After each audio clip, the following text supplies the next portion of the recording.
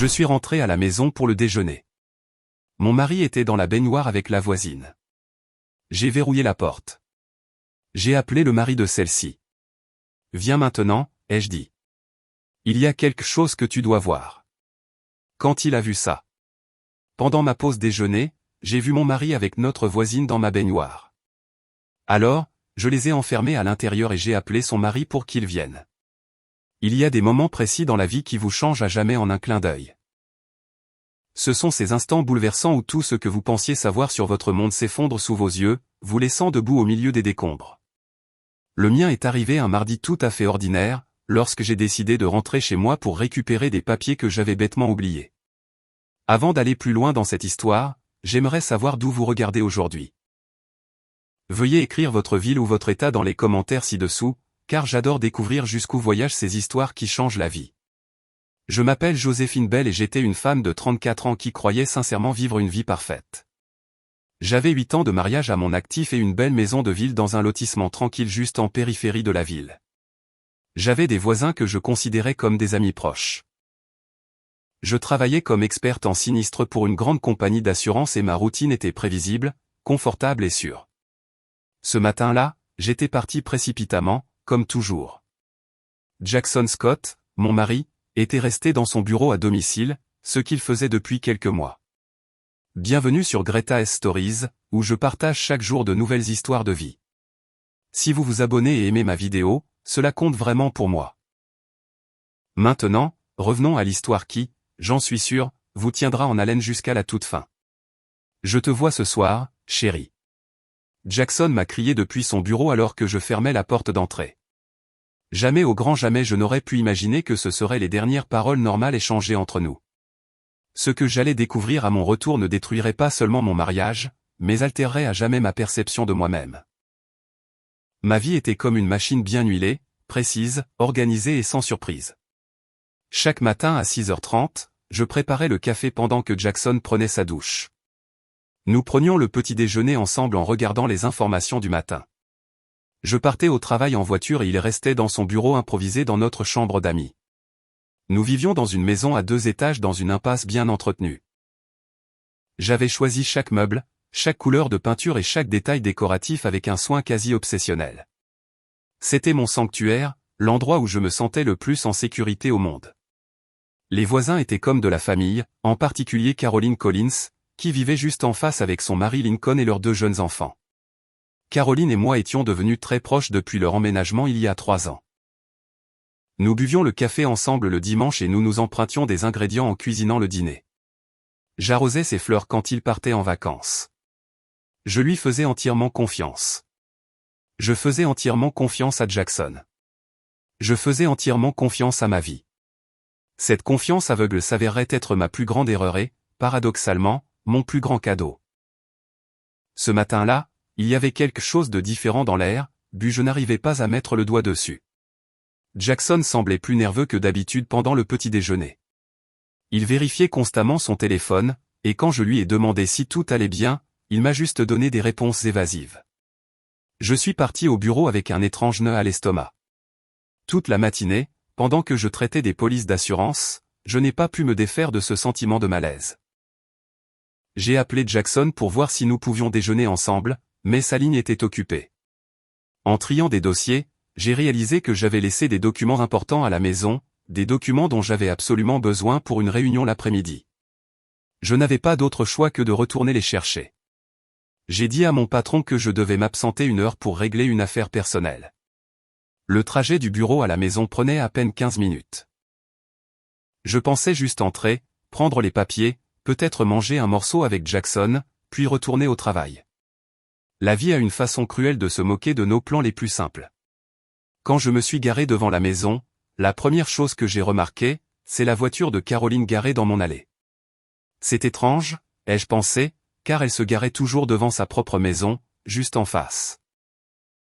J'ai déverrouillé la porte d'entrée avec ma clé et le silence m'a immédiatement frappé. La maison était trop silencieuse pour que 2 personnes s'y trouvent. Jackson écoutait toujours de la musique quand il travaillait et si Caroline était en visite, je m'attendrais à entendre des rires ou des conversations. Jackson, ai-je appelé depuis le couloir. Personne n'a répondu. Je suis allé dans la cuisine en pensant qu'ils étaient peut-être dans le jardin, mais il n'y avait aucun signe d'eux. Leurs chaussures n'étaient pas dans le couloir, ce qui était habituel lorsque Caroline venait. La vaisselle du petit déjeuner était toujours dans l'évier, exactement comme je l'avais laissé ce matin. Puis j'ai entendu quelque chose qui a glacé mon sang. C'était le bruit de l'eau qui coulait dans la salle de bain principale, notre salle de bain que je partageais avec Jackson depuis 8 ans.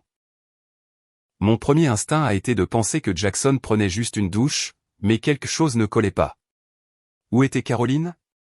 Pourquoi sa voiture était-elle là si elle n'y était pas? Les questions se multipliaient dans mon esprit alors que je montais les escaliers, ignorant que chaque marche me rapprochait du moment qui allait diviser ma vie en un avant et un après. Je suis monté à l'étage, le cœur battant, essayant de trouver une explication logique. Peut-être que Caroline était venue emprunter quelque chose et que Jackson lui avait proposé notre salle de bain parce que la sienne était en panne. Peut-être qu'il y avait une urgence et qu'elle avait besoin de se doucher pour une raison que je ne pouvais pas comprendre.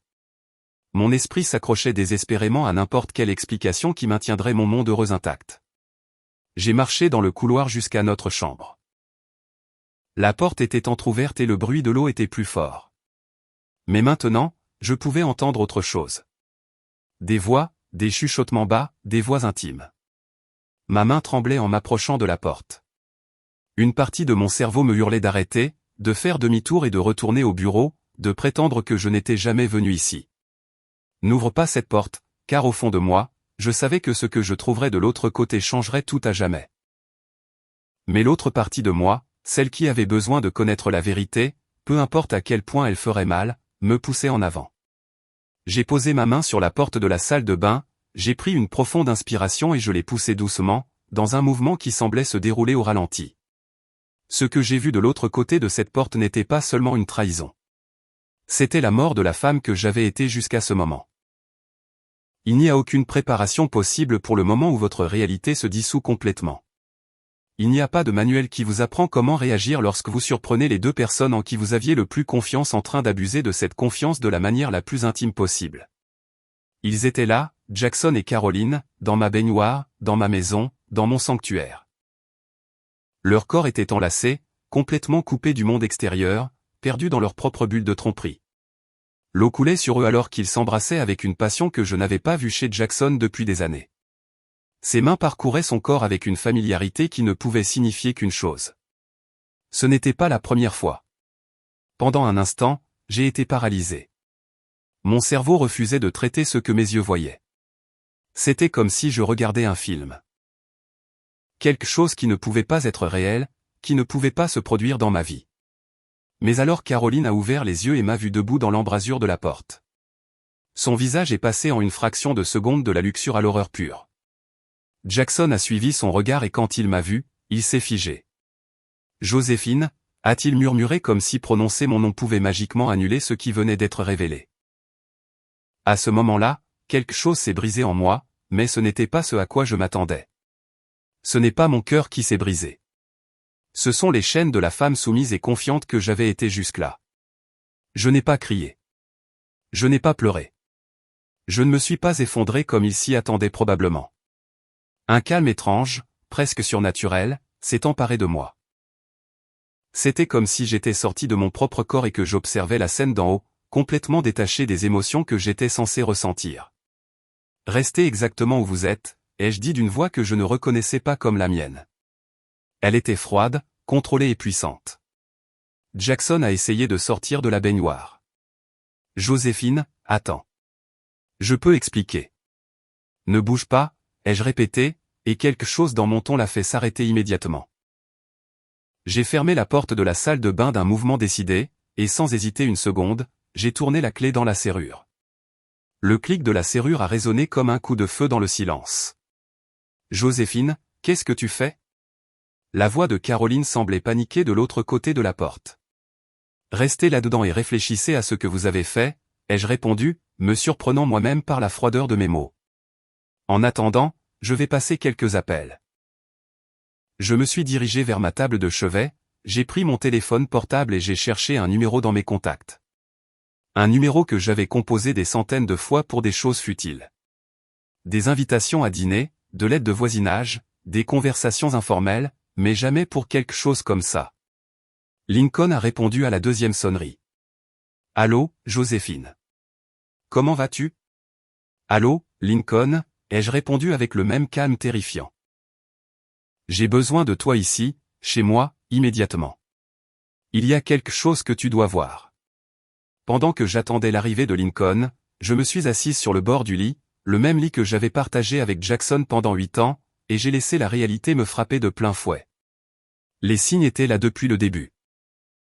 Jackson travaillant plus souvent à la maison, ses visites à la salle de sport de plus en plus longues, la façon dont il rangeait son téléphone dernièrement quand je m'approchais, les douches supplémentaires qu'il prenait pour se détendre après le travail. Et Caroline. La douce Caroline, qui trouvait toujours des excuses pour venir quand Jackson était à la maison, qui avait soudainement commencé à s'habiller différemment.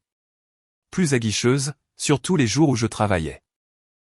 Elle connaissait des détails sur la routine de Jackson que je ne lui avais jamais dit. Des chuchotements désespérés provenaient de la salle de bain, ainsi que le bruit de leur coup léger sur la porte.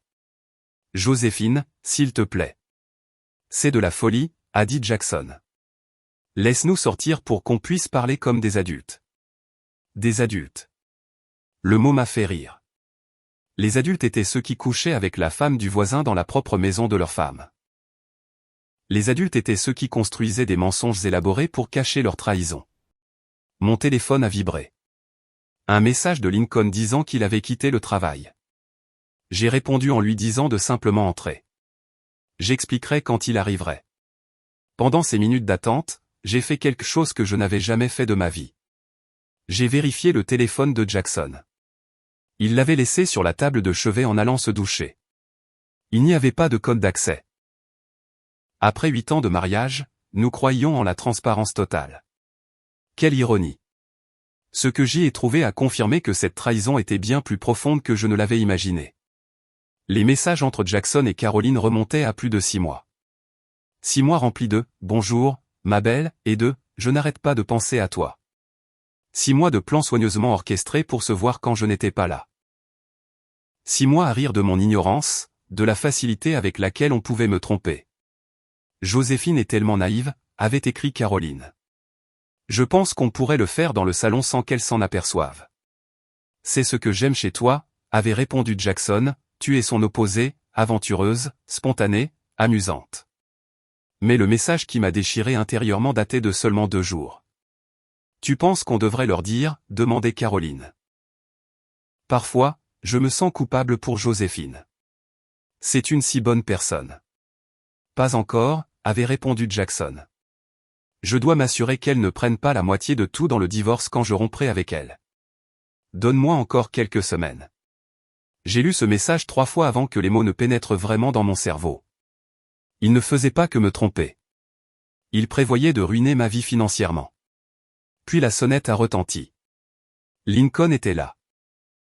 Je suis descendu, les jambes tremblantes, serrant fermement le téléphone de Jackson comme preuve. Par la fenêtre, je pouvais voir Lincoln debout sur mon porche, le front plissé, visiblement inquiet de mon appel mystérieux. Lincoln était un homme bon, travailleur, dévoué à sa famille, complètement épris de Caroline. Je l'avais vu avec ses enfants, les portant quand ils se blessaient, veillant la nuit quand ils étaient malades. Il méritait la vérité autant que j'avais besoin de la connaître. J'ai ouvert la porte et je l'ai vu là, dans son uniforme de travail de mécanicien d'usine. Il avait probablement quitté un chantier en urgence pour voir quelle était l'urgence. Ses yeux montraient une réelle inquiétude. « Joséphine, que se passe-t-il? Tu avais l'air très sérieuse au téléphone. Est-ce que tout va bien ?» Pendant un instant, j'ai hésité. Dès que j'aurais prononcé les mots, il n'y aurait plus de retour en arrière possible. La vie de Lincoln serait aussi en morceaux. Ses enfants devraient faire face au divorce de leurs parents. Son monde entier s'effondrerait, tout comme le mien. Mais il méritait la vérité. Lincoln, ai-je dit, et j'ai été surprise de la fermeté de ma voix. Caroline est ici, dans ma maison, avec mon mari. Je les ai surpris ensemble. J'ai regardé les mots mettre quelques secondes à atteindre le cerveau de Lincoln. Son expression est passée de l'inquiétude à la confusion, puis à l'incrédulité, et enfin à une compréhension douloureuse que je reconnaissais parfaitement, car je venais de vivre la même chose. « Que veux-tu dire par ensemble » a-t-il demandé, même s'il savait exactement ce que je voulais dire par mon ton. Je les ai trouvés dans ma baignoire, ai-je répondu doucement. Je les ai enfermés à l'intérieur. Ils attendent que nous décidions de ce que nous allons faire. Lincoln s'appuya lourdement contre le cadre de la porte de la chambre principale, comme si les os de ses jambes s'étaient soudainement transformés en eau. Son visage, habituellement si chaleureux et plein de vie, était devenu complètement cendré, vidé de toute couleur. « Depuis combien de temps » murmura-t-il, sa voix à peine audible par-dessus le bourdonnement de la climatisation. Je lui ai tendu le smartphone de Jackson sans dire un mot. D'après ce que je venais de lire, cela durait depuis au moins 6 mois, peut-être même plus. Tandis que Lincoln parcourait le fil de discussion, j'ai regardé son monde se désintégrer en temps réel. C'était le même regard vide que j'avais dû avoir quelques minutes auparavant. Ce même mélange dévastateur d'incrédulité et de trahison, la réalisation écœurante que la vie que vous pensiez être un sol solide était en fait des sables mouvants. « Oh mon Dieu !» a-t-il chuchoté, portant une main tremblante à sa bouche. Les enfants. Joséphine, comment suis-je censé expliquer ça aux enfants? C'était la première fois depuis que j'étais entré dans cette salle de bain que je voyais quelqu'un d'autre ressentir le tranchant brut et déchiqueté de cette douleur, et étrangement, cela m'a fait me sentir moins seul dans ce cauchemar. Nous sommes descendus au salon, ayant besoin de nous éloigner de la proximité physique de nos conjoints. Nous nous sommes assis sur mon canapé sectionnel beige, entouré de souvenirs encadrés qui semblaient maintenant se moquer de nous. Il y avait des photos de Jackson et moi coupant notre gâteau de mariage, des photos de nos 2 familles en vacances ensemble à Myrtle Beach, et des clichés de fête de Noël où nous rions tous en pyjama assortis comme une grande et heureuse tribu. Tout cela n'avait été qu'une mise en scène. Je dois comprendre, dit Lincoln, la voix brisée. Quand est-ce que ça a commencé? Comment ai-je pu être aussi aveugle? Nous nous sommes penchés ensemble sur le téléphone de Jackson, remontant le fil pour reconstituer la chronologie de la trahison. Le premier échange romantique avait eu lieu le soir d'un dîner, ici même, dans cette maison. Je me souvenais parfaitement de cette soirée car nous avions ri jusqu'à en avoir mal aux côtes. Nous avions joué au pic et fini 3 bouteilles de vin. Apparemment, après que Lincoln et moi soyons allés nous coucher, Jackson avait raccompagné Caroline chez elle, et c'est là que la ligne avait été franchie. Un baiser sur son porche d'entrée pendant que ses enfants dormaient à l'étage et que son mari lui faisait entièrement confiance. Les messages révélaient une carte sordide de leur infidélité. Il y avait des rendez-vous dans des motels bon marché près de l'autoroute pendant mes heures de travail, des rencontres rapides dans le SUV de Caroline sur des parkings relais isolés, et même des rendez-vous galants dans ma propre maison les jours où j'avais des réunions de direction toute la journée. « Regarde ça », dit Lincoln, pointant un horodatage d'un doigt tremblant. Samedi dernier, j'ai emmené les garçons au zoo parce que Caroline disait qu'elle avait une migraine. J'ai senti une vague de nausées. Ce même samedi, Jackson m'avait dit qu'il allait jouer au basket au gymnase avec les gars. Il était rentré en sueur et épuisé. Je pensais qu'il avait fait de l'exercice, mais ils avaient perfectionné l'art de la tromperie. Ils avaient synchronisé leurs mensonges, se fournissant mutuellement des alibis à toute épreuve, et tissé une toile de tromperie si complexe qu'elle aurait impressionné un escroc professionnel. Mais ce qui blessait le plus, ce n'était pas les détails physiques. C'était le calcul. Jackson avait froidement comploté comment me laisser sans rien. Il avait fait des recherches sur les failles du divorce dans notre État, cherché comment cacher des actifs dans des comptes de crypto-monnaie, et demandé à ses amis avocats des stratégies pour protéger son 401K en cas de séparation. Puis nous avons trouvé quelque chose qui a fait passer l'atmosphère dans la pièce de la tristesse à la terreur. Parmi les SMS les plus récents, nous avons découvert que Jackson et Caroline ne planifiaient pas seulement leur divorce respectif. Ils prévoyaient de fusionner leur vie. J'ai trouvé la maison de ville parfaite, avait écrit Caroline. 3 chambres pour que les garçons puissent venir en visite. C'est dans le secteur de l'école spécialisée, juste au cas où nous déciderions de nous battre pour la garde exclusive plus tard. Parfait, avait répondu Jackson. Dès que je serai débarrassé de Joséphine et que tu auras largué Lincoln, nous pourrons commencer notre vraie vie. Plus de secrets, plus de mensonges. Lincoln a lu ce message à voix haute, sa voix dégoulinant d'une amertume qui semblait trancher l'air. Plus de mensonges, a-t-il répété, fixant le mur. Après 6 mois de rien d'autre que des mensonges, ils veulent construire une relation sur la vérité. C'était pire encore. Il s'est avéré que Caroline avait fourni à Jackson des détails intimes sur Lincoln. Des choses que seule une épouse devrait savoir. Elle lui a parlé des insécurités de Lincoln au travail, de son anxiété à l'idée de subvenir aux besoins de la famille, et même de moments privés de vulnérabilité dans leur chambre. Jackson s'était moqué de Lincoln dans les SMS, utilisant les informations fournies par Caroline pour se sentir supérieur. Elle t'utilise, ai-je dit doucement à Lincoln. Ils nous utilisent tous les deux comme des sujets de leurs blagues privées. À ce moment-là, quelque chose a changé dans les yeux de Lincoln. Le chagrin s'est durci en une froide résolution. Tu sais quoi, a-t-il dit en se levant de mon canapé. Il est temps que nous montions et que nous ayons une conversation. Nous sommes restés assis juste une seconde de plus. Michael et Joséphine, deux victimes du même crime, liées par un traumatisme que nous n'avions jamais demandé. C'était étrange comme la souffrance pouvait forger une connexion instantanée entre deux personnes qui, jusqu'à une heure auparavant, n'étaient que des voisins polis qui se saluaient à la boîte aux lettres. Tu sais ce qui fait le plus mal, dit Lincoln, fixant une photo de nos 4 familles faisant un barbecue dans le jardin. Ce n'est pas seulement qu'elle m'a trompé. C'est qu'elle a fait de moi un complice sans que je le sache. Chaque fois que je la laissais venir ici parce qu'elle disait que Joséphine avait besoin de compagnie. Chaque fois que je gardais les enfants pour qu'elle puisse t'aider sur un projet. Chaque fois que je vous laissais préparer le dîner pour nous 4, pensant que nous étions amis. Je facilitais ma propre trahison. Je comprenais exactement ce qu'il voulait dire. J'avais été une complice, moi aussi. Chaque fois que je faisais des heures supplémentaires pour que Jackson puisse se détendre à la maison. Chaque fois que je défendais Caroline quand Lincoln se plaignait qu'elle sortait trop. Chaque fois que je célébrais la chance que j'avais d'avoir des voisins aussi merveilleux. Ce n'est pas de notre faute, ai-je dit, le disant autant pour moi que pour lui. Nous avons agi avec intégrité. Ils ont choisi de nous trahir. Lincoln hocha lentement la tête. Mais maintenant, c'est à nous de choisir comment nous répondons. Il avait raison. C'était notre moment de décider qui nous serions dans les décombres. Nous avons monté les escaliers ensemble, côte à côte, unis par une sombre détermination que je n'avais jamais ressentie auparavant. Pour la première fois de la journée, je ne me sentais pas comme une victime. Je me sentais comme une femme qui venait de découvrir sa colonne vertébrale. Alors que nous atteignions le couloir, les bruits provenant de la salle de bain principale avaient changé. Ce n'était plus un chuchotement désespéré et étouffé. C'était une véritable dispute. C'est de ta faute, siffla Caroline à travers le bois. Tu m'avais promis qu'elle ne rentrait jamais pour le déjeuner le mardi. Ma faute, rétorqua Jackson, sa voix s'élevant. C'est toi qui as insisté pour venir aujourd'hui. On aurait pu attendre ce soir comme d'habitude. J'en ai marre d'attendre, hurla Caroline. J'en ai marre des motels bon marché et de courir partout. Tu avais dit que tu aurais eu les papiers prêts maintenant. Lincoln et moi nous sommes regardés. Même maintenant, piégés et exposés, ils se retournaient l'un contre l'autre au lieu de prendre leurs responsabilités.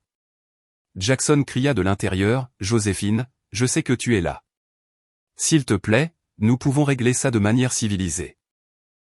Laisse-nous sortir et nous pourrons parler comme des adultes matures. » Lincoln s'approcha de la porte, son ombre tombant sur le bois. « Jackson, dit-il, sa voix plus profonde et plus terrifiante que je ne l'avais jamais entendue. C'est Lincoln. Je pense que toi et ma femme avez des explications à donner. » Le silence qui suivit fut lourd et suffocant. Lincoln, la voix de Caroline semblait petite, comme celle d'un enfant pris en train de voler des bonbons. Lincoln, chérie, laisse-moi t'expliquer. J'attends, répondit-il avec un calme qui reflétait mon propre état antérieur. Ce n'est pas ce que tu crois, balbutia Caroline. Lincoln laissa échapper un rire court et sombre. Caroline, tu es nue dans la baignoire de nos voisins avec son mari. Exactement. Quelle partie de ça n'est pas ce que tu crois? Mais alors Jackson parla et ce qu'il dit coupa le souffle dans le couloir. Lincoln, Joséphine, écoutez, vous devez comprendre. C'est plus compliqué que vous ne le pensez.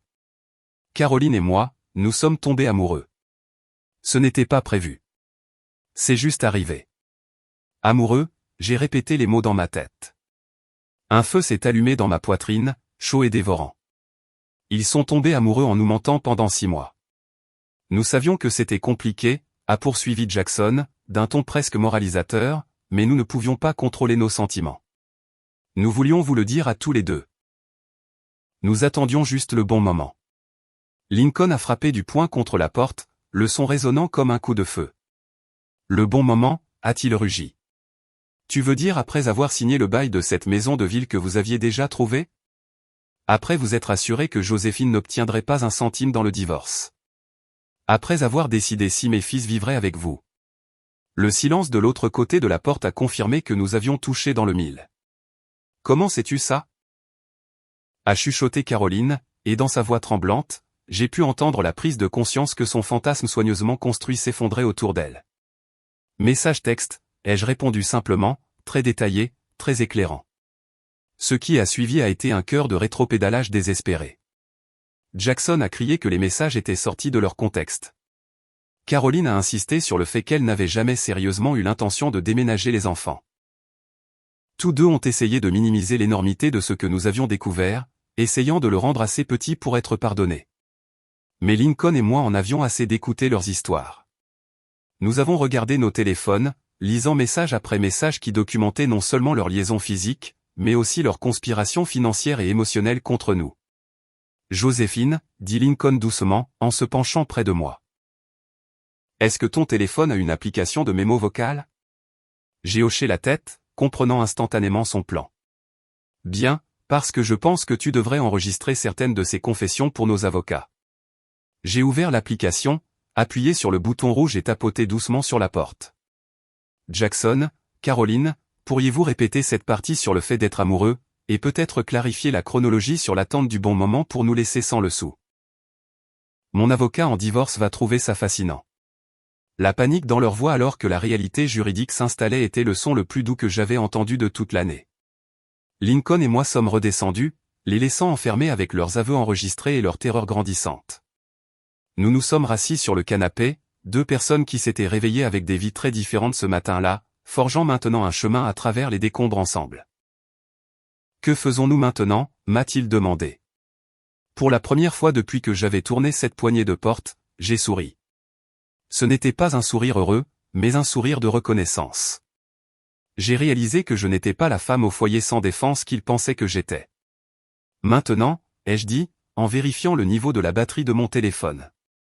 Nous leur donnons exactement ce qu'ils méritent. J'ai commencé à dresser une liste d'appels, mon avocat, l'avocat de Lincoln, nos patrons, pour expliquer pourquoi nous ne retournerions pas au bureau cet après-midi. Et, étonnamment, la mère de Caroline. Tu vas appeler sa mère, a demandé Lincoln, les sourcils levés. Sa mère a gardé ses enfants hier pendant que Caroline faisait semblant d'être malade, lui ai-je rappelé. Elle mérite de savoir pourquoi elle faisait vraiment du babysitting. Lincoln a hoché lentement la tête. Tu as raison. Et je vais appeler le patron de Jackson. Je suis sûr qu'il sera intéressé de savoir pourquoi son vice-président des ventes a eu autant de rendez-vous chez le médecin ces derniers temps. Il était temps que les conséquences rattrapent les actions. Au cours de l'heure suivante, Lincoln et moi avons orchestré une campagne de transparence totale. D'abord, les avocats. Mon avocate était pratiquement euphorique lorsque j'ai décrit les preuves. Joséphine, c'est de l'or. M'a-t-elle dit. Adultère documenté, complot pour cacher des biens, et des aveux enregistrés. Jackson ne pourra dicter aucune condition. L'avocat de Lincoln était tout aussi optimiste quant à ses chances d'obtenir la garde. Puis sont venus les appels plus difficiles. La mère de Caroline a été dévastée lorsque j'ai expliqué pourquoi le mariage de sa fille prenait fin. J'ai toujours senti que quelque chose n'allait pas, a-t-elle avoué, la voix tremblante. Caroline a été si distante, si secrète. Le patron de Jackson a réagi avec une fureur professionnelle lorsqu'il a appris que son employé avait simulé des urgences médicales pour rencontrer une femme mariée. C'est une violation de l'éthique de l'entreprise et c'est essentiellement un vol de temps de travail, m'a-t-il assuré. Il y aura des implications immédiates au niveau des ressources humaines, probablement un licenciement pour faute grave. Pendant que nous passions ces appels, le bruit provenant de la salle de bain s'est intensifié. Jackson et Caroline étaient passés des excuses aux supplications, puis aux menaces, et de nouveau aux plaidoyers pathétiques. Joséphine, s'il te plaît, a crié Jackson, sa voix. 8 ans de mariage doivent bien signifier quelque chose. Nous pouvons suivre une thérapie. Nous pouvons arranger ça. Lincoln, sanglotait Caroline. Pense au garçon. Ne détruis pas notre famille pour une seule erreur. Une seule erreur. 6 mois de mensonges calculés. Et elle appelait ça une erreur. Tu sais quoi? Ai-je dit à Lincoln en raccrochant le téléphone. Je pense qu'il est temps de les laisser sortir. Lincoln m'a regardé, surpris. Tu es sûr? Complètement, ai-je dit, sentant une vague de pouvoir que je ne savais pas posséder. Mais d'abord, nous devons préparer le terrain pour la grande finale. Il était temps pour eux d'affronter non seulement leurs conjoints, mais aussi tout le poids de leur réalité. J'ai monté les escaliers pour la 3e fois ce jour-là, mais j'étais une femme différente. Je n'étais pas la naïve Joséphine rentrant déjeuner. Je n'étais même plus l'épouse en colère qui les avait trouvés.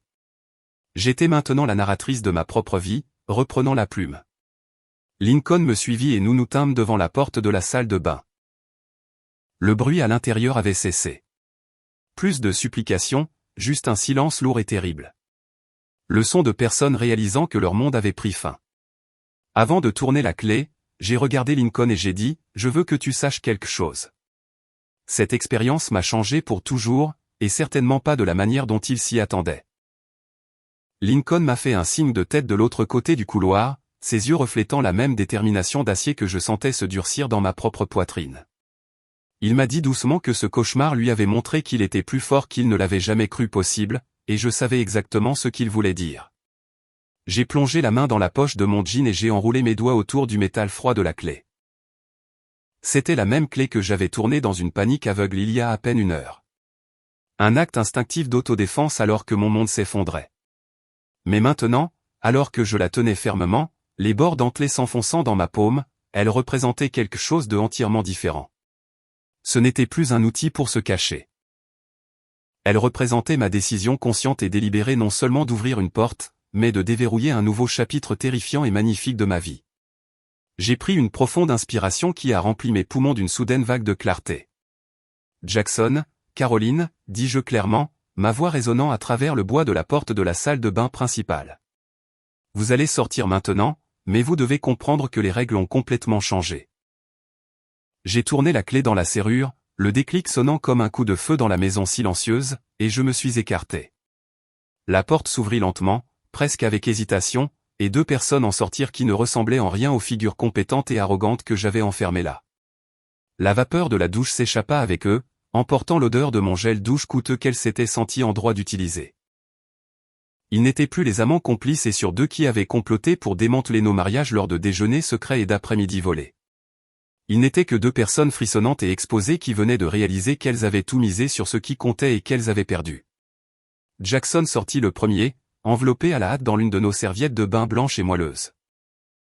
Ses yeux étaient rouges et cernés par la panique, arborant l'expression d'un homme qui calculait enfin le véritable coût de son arrogance. Caroline le suivit, serrant une serviette assortie autour de sa poitrine, tremblant violemment. Elle tremblait, non seulement à cause du froid humide de la climatisation qui frappait sa peau, mais aussi à cause de la réalisation écrasante que sa vie, telle qu'elle la connaissait, était effectivement terminée. Jackson tendit la main vers moi, un réflexe de 8 ans d'intimité, mais je reculai comme s'il était fait de feu. « Ne me touche pas, dis-je. » Ma voix était calme, dangereusement calme, un ton que je n'avais jamais entendu sortir de ma propre gorge auparavant. « Tu n'as absolument aucun droit de me toucher à nouveau. » Lincoln se tenait à côté de moi, un pilier de jugement imposant. Caroline essaya de parler, sa voix se brisant.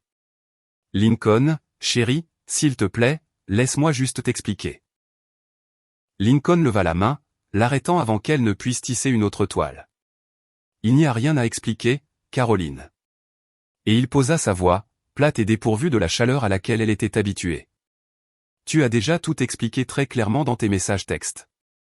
Tu l'as expliqué dans vos plans coordonnés pour emménager ensemble. Tu l'as expliqué dans la façon dont vous avez ri de notre naïveté, à Joséphine et à moi. Nous les avions vus nus dans tous les sens du terme. Nous les avions vus physiquement exposés dans ma baignoire, mais plus important encore, nous les avions vus émotionnellement nus dans leurs supplications et moralement nus dans leurs excuses pathétiques. Ils n'avaient plus aucun pouvoir sur nous parce qu'ils ne détenaient plus aucun mystère. Les secrets qui avaient alimenté leur liaison étaient maintenant les munitions de leur destruction. Asseyez-vous.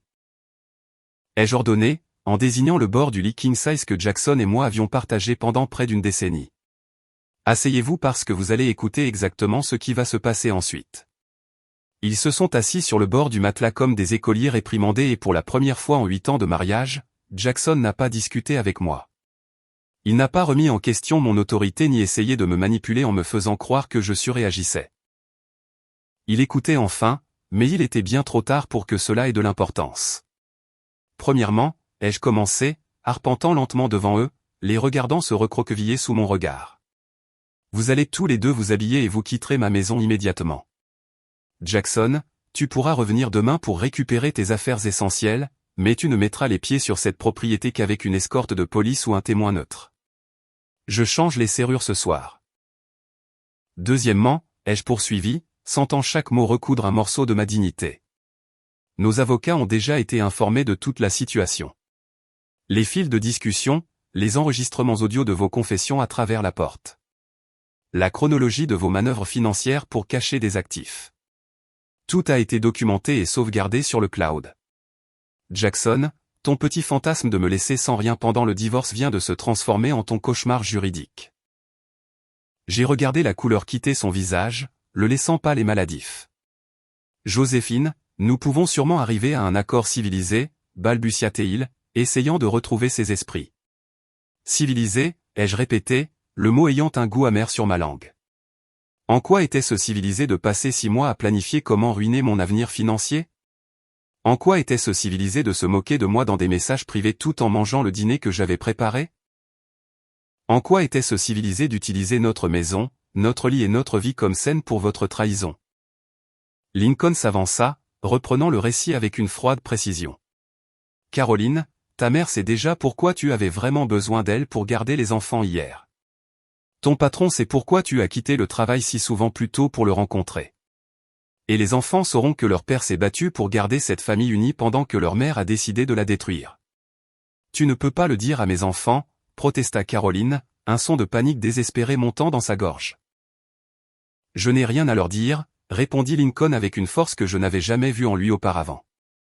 Les actions ont des conséquences, Caroline, et les tiennes vont se répercuter sur ta famille pendant très longtemps. C'est alors que j'ai fait quelque chose qu'aucun d'eux n'attendait. Je me suis approché de Jackson et je l'ai regardé droit dans les yeux. Sais-tu ce qui fait le plus mal dans tout ça, lui ai-je demandé doucement, ma voix à peine plus haute qu'un murmure. Ce n'est pas que tu m'aies trompé. Ce n'est pas que tu aies prévu de me voler. Ce n'est même pas que tu aies utilisé ma propre maison pour me tromper. J'ai fait une pause, laissant le silence s'étirer jusqu'à devenir suffocant. Ma voix a gagné en puissance à chaque syllabe. Ce qui fait le plus mal, c'est que tu as complètement sous-estimé qui je suis.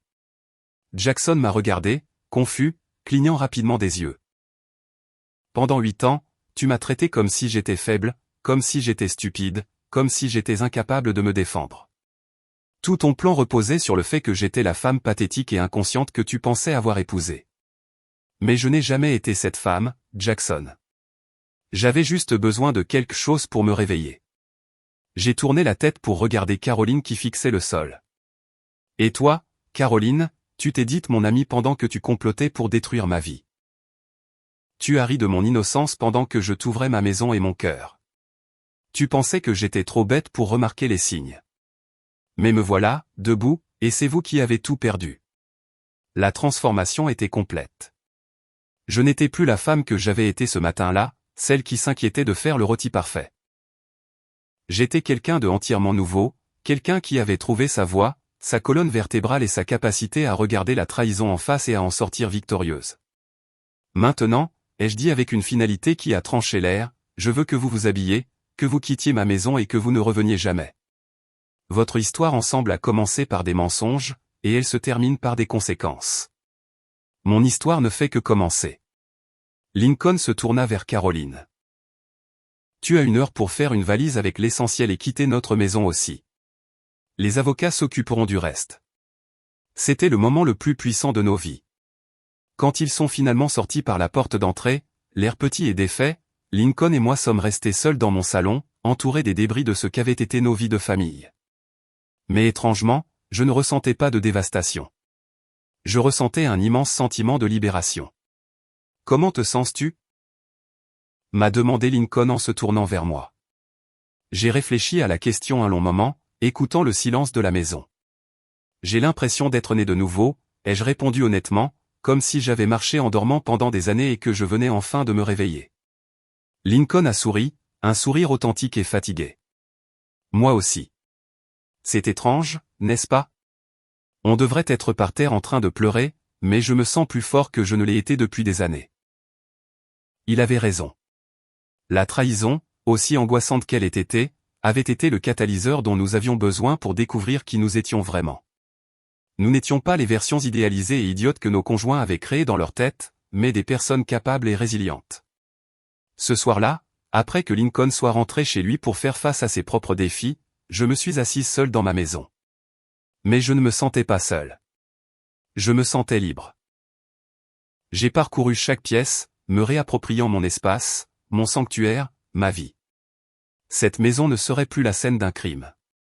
Ce serait l'endroit où une femme a trouvé sa force et a décidé de réécrire son histoire. Les mois qui ont suivi ont été une période de reconstruction totale. Le divorce a en fait été plus facile et plus rapide que je ne l'avais craint. Grâce à la montagne de preuves que Jackson avait si généreusement fournies dans ses SMS, il n'avait aucun levier. Il ne pouvait pas prendre un centime de plus que ce à quoi il avait droit, et il a perdu la capacité de cacher des actifs, ce qui a abouti à un règlement très favorable pour moi. Mais la victoire la plus importante n'était pas juridique ou financière. Elle était personnelle. Chaque jour qui passait sans Jackson était un jour où je redécouvrais qui j'étais sans la critique subtile constante d'un homme qui avait passé des années à diminuer ma valeur. Je suis retourné à l'école, en quelque sorte. Je me suis inscrite à des cours de peinture abstraite que j'avais toujours voulu suivre, mais que Jackson avait qualifié de perte de temps et d'argent. J'ai voyagé seul, faisant un road trip sur la côte californienne juste pour regarder l'océan. Je me suis fait de nouveaux amis qui me connaissaient comme la femme forte et indépendante que j'étais devenue, pas l'épouse soumise que j'étais auparavant. Lincoln et moi avons entretenu une amitié spéciale, liée par l'expérience partagée de la découverte de notre pouvoir dans notre moment le plus sombre. Il s'est également épanoui après son divorce, trouvant le temps d'être le père dont ses enfants avaient besoin sans les complications d'un mariage toxique. Un an après ce mardi, le jour que j'ai commencé à appeler le réveil, j'ai croisé Jackson à l'épicerie. Il avait l'air plus vieux, fatigué et usé. Sa relation avec Caroline n'avait pas survécu à la culpabilité, à la honte et à la ruine financière provoquée par leurs propres actions. Joséphine, dit-il en arrêtant son chariot près du rayon des fruits et légumes. Je voulais te dire que je suis désolé pour tout. Je l'ai regardé et j'ai réalisé avec un choc que je ne ressentais rien, pas de colère, pas d'amour, pas de haine, juste de l'indifférence. Je sais, ai-je répondu, réalisant que c'était vrai. Mais je n'ai pas besoin de tes excuses, Jackson. Ta trahison m'a offert le plus grand cadeau que tu aurais pu me faire. Elle m'a montré qui je suis vraiment. Aujourd'hui, alors que je partage cette histoire avec vous, 2 ans se sont écoulés depuis ce mardi qui a tout changé. Ma maison a été entièrement rénovée. Non seulement physiquement avec de la nouvelle peinture et de nouveaux meubles, mais aussi énergétiquement. C'est maintenant vraiment mon sanctuaire, rempli d'art que j'ai créé, de livres qui m'inspirent et de souvenirs d'aventures que j'ai vécues seul. La trahison ne m'a pas défini. Ma réponse à la trahison m'a défini. J'ai appris que parfois, les moments les plus dévastateurs de nos vies sont en fait les plus libérateurs. Parfois, notre monde doit s'effondrer pour que nous puissions réaliser que nous avons le pouvoir d'en construire un nouveau et meilleur. Toutes les fins ne sont pas heureuses au sens traditionnel du terme. Mon mariage a pris fin, ma confiance a été abusée et ma vie a été bouleversée. Mais j'ai trouvé quelque chose de bien plus précieux. Je me suis trouvé moi-même. À chaque femme qui écoute ceci et qui se sent perdue dans sa propre vie, qui se sent invisible ou non appréciée, qui croit qu'elle n'a pas la force de changer sa situation, je veux vous dire ceci. Votre force est là, elle vous attend. Elle a juste besoin du bon moment pour se réveiller. Mon histoire n'est pas une histoire de vengeance. C'est une histoire de renaissance. C'est découvrir que parfois, quand on pense avoir tout perdu, on est en fait sur le point de tout gagner. La trahison m'a donné ma liberté et ma liberté m'a donné ma vraie vie. Si cette histoire a touché votre cœur ou si elle vous a fait réfléchir à votre propre force intérieure, alors elle a atteint son but. Parce que chaque femme mérite de savoir qu'elle est plus puissante qu'elle ne le croit. Ce fut un vrai plaisir de vous avoir ici et de pouvoir partager mon parcours avec vous. Si vous avez apprécié mon histoire, veuillez montrer votre soutien en aimant cette vidéo et en vous abonnant à ma chaîne. Voyons à quel point notre communauté peut grandir. N'hésitez pas à écrire dans les commentaires de quelle ville vous écoutez et quelle heure il est là-bas. Je suis toujours si curieuse de voir d'où vous tous, merveilleuses personnes, vous connectez.